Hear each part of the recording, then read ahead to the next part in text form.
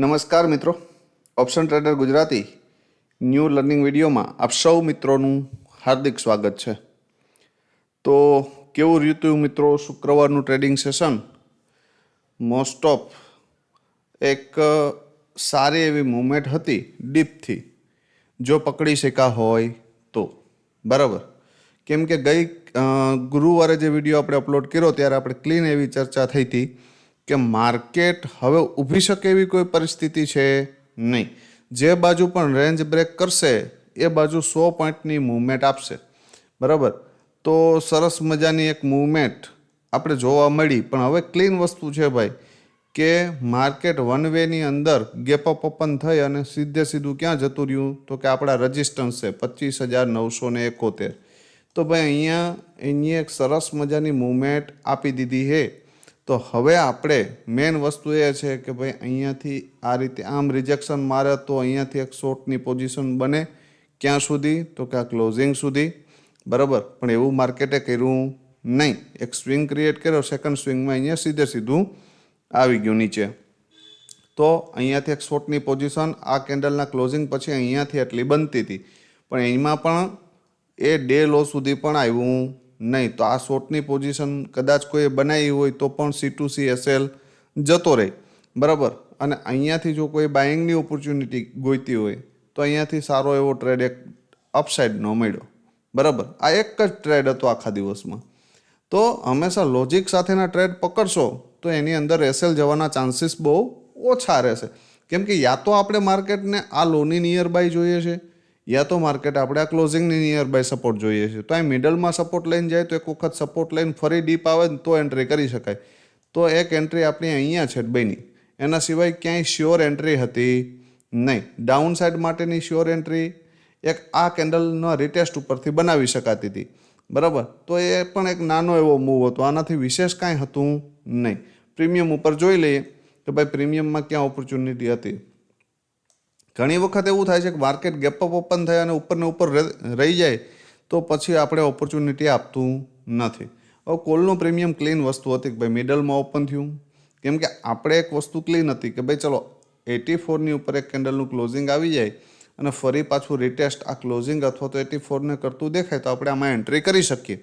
પણ માર્કેટે શું કર્યું તો કે સીધું 84ની નિયર બાય 100ની નિયર બાય ઓપન થયું અને અહીંયાથી સીધું 140 સુધી જતું રહ્યું બરાબર. તો આની અંદર એન્ટ્રી બની શકે નહીં. અને ત્યારબાદ 119ને સપોર્ટ લઈ અને 140 એટલે અહીંયા 20 પોઈન્ટમાં એન્ટ્રી કરાય નહીં. ને એટલું આટલા પુલબેક ઉપર આપણે આની અંદર સાહસ કરી શકાય નહીં. કેમ કે અહીંયાથી આ ગેપ છોડીને ગયું છે માર્કેટ બરાબર.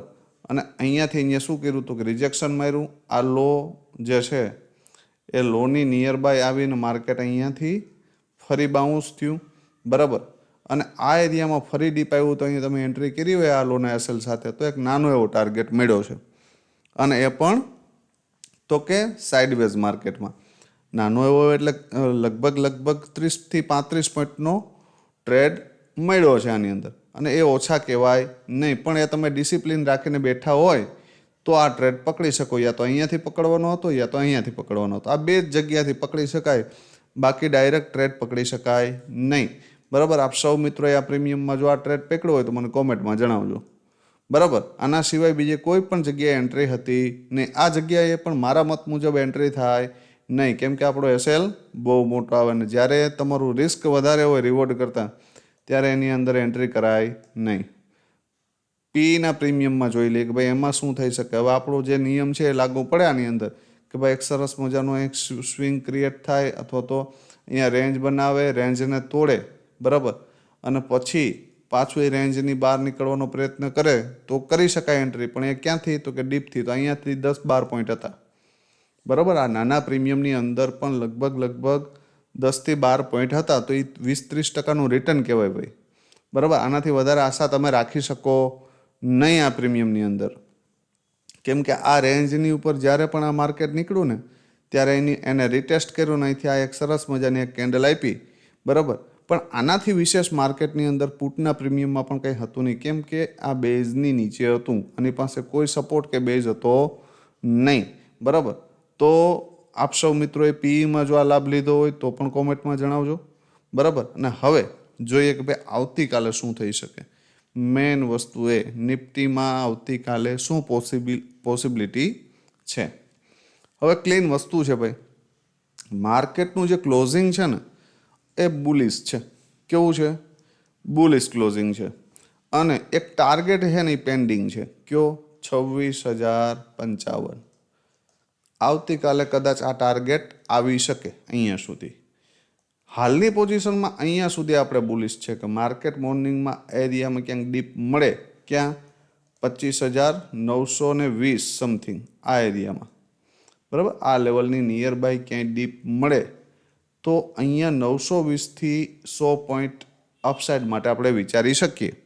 બરાબર, આવું મારું પર્સનલ મંતવ્ય છે. હું કોઈ પણ જાતની કોલ ટિપ્સ આપતો નથી. બરાબર, મારો વ્યૂ કહું છું કે ભાઈ અહીંયાથી જો તમને મળે, કેમ કે આ બુલિશ ટ્રેન્ડ છે અને અહીંયા મળે માર્કેટ આ એરિયામાં ક્યાંક ઓપન થાય ને અહીંયા ડીપ મળે ને તો અહીંયાથી એક વખત બાઇંગની ઓપોર્ચ્યુનિટી મળી શકે. ક્યાં સુધી? 26,055 સુધી. 26,055ની ઉપર એક 15 મિનિટની કેન્ડલનું ક્લોઝિંગ આવે અને ફરી એનું રિટેસ્ટ મારતું દેખાય આ એરિયામાં ક્યાંય પણ, તો અહીંયાથી સેકન્ડ એન્ટ્રી બની શકે. ક્યાં સુધી? તો કે 26,146 અને એના પછીની 26,233. નેક્સ્ટ ડે પણ આ લેવલ જોવા મળી શકે તમને. બરાબર, આ યાદ રાખજો.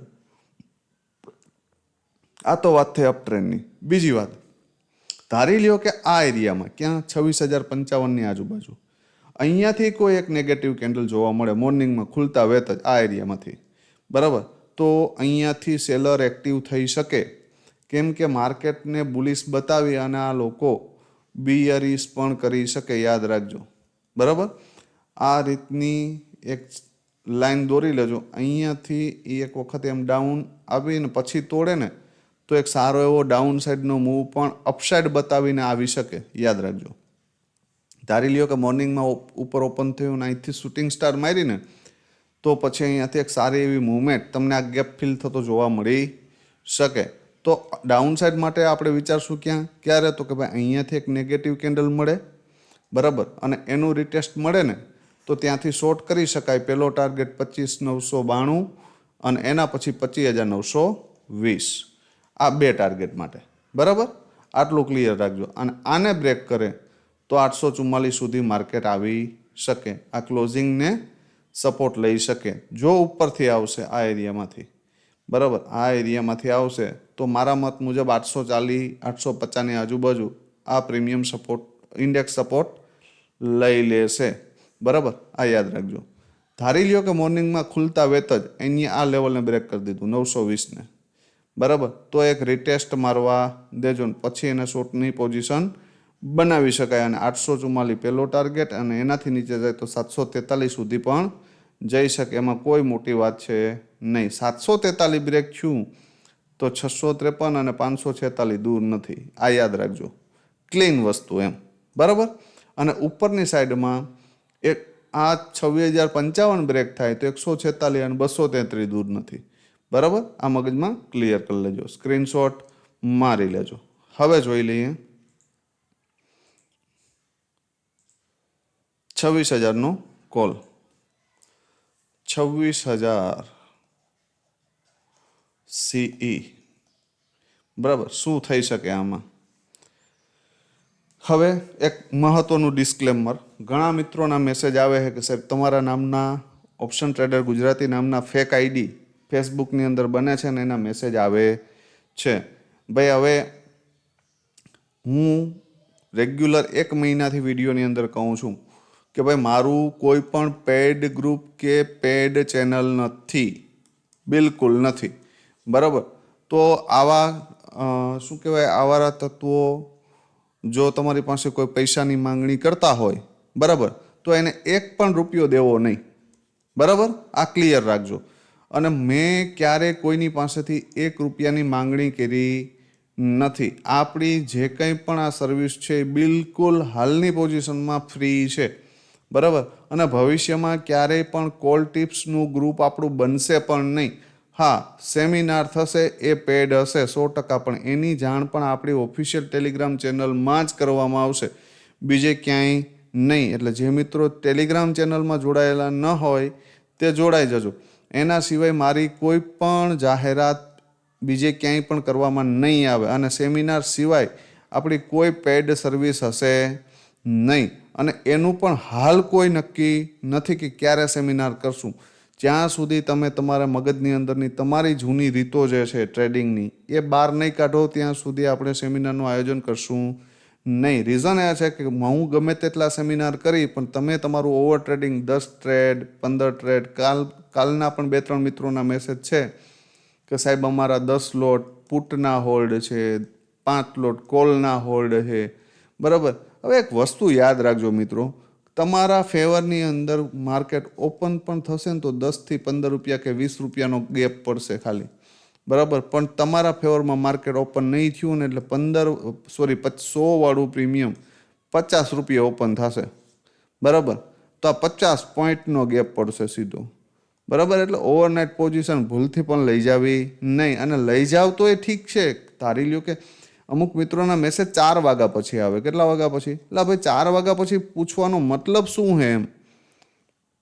4 વાગ્યા પછી તમે મેસેજ કરો છો સાહેબ આ પ્રીમિયમ મેં એટલે મારું બાઇંગ એરિયા છે અને એટલા લોટ મારા હોલ્ડ છે, હવે આમાં શું કરી શકાય? કશું ન કરી શકાય ભાઈ. માર્કેટ તમારા અનફેવર ખુલ્યું હોય એટલે 30-40 પોઈન્ટ ડાઉન ખુલે. બરાબર. એમાં તમે શું કરી શકો બીજું? બરાબર. અને જ્યાં સુધી તમે લાઈવ માર્કેટ હોય તો તમે જોઈ પણ શકો ચલો આની ઉપર બુલિશ છે કે આની નીચે બિયરિશ છે, તો આમાં શું કરાય? લાઈવ માર્કેટ ન હોય ને ઓપન જ ધારી લ્યો કે 100 વાળું પ્રીમિયમ 30 રૂપિયા થાય તો એમાં શું તમારી પાસે એક્ઝિટ કરવા સિવાયનો બીજો કોઈ ઓપ્શન નથી ભાઈ એને. બરાબર. યા તો એ 30 રૂપિયા ભૂલી જવાની ગણતરીથી રહેવા દેવો પડે.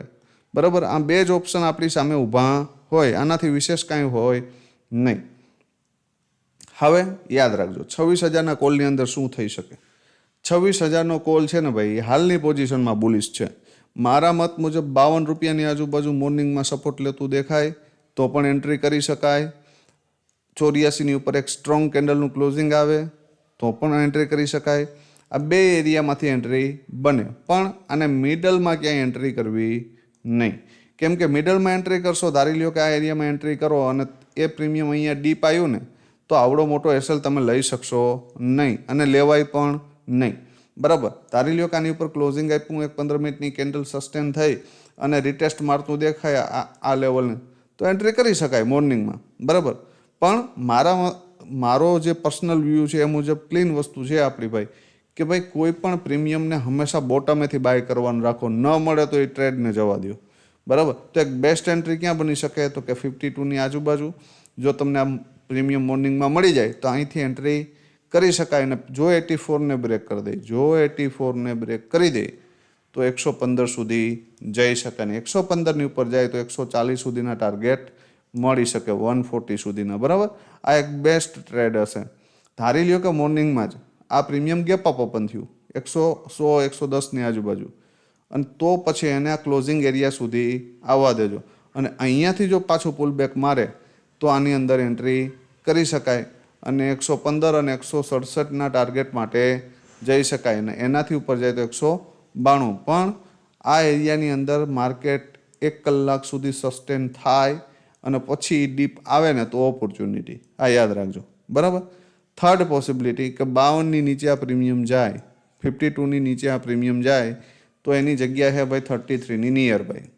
અને આ એરિયામાં ધારી લ્યો કે 33ને નીચે બ્રેક કર્યું ફરી ઉપર નીકળ્યું તો આની અંદર એક ઓપોર્ચ્યુનિટી મળી શકે. પહેલો ટાર્ગેટ 52, બીજો 68.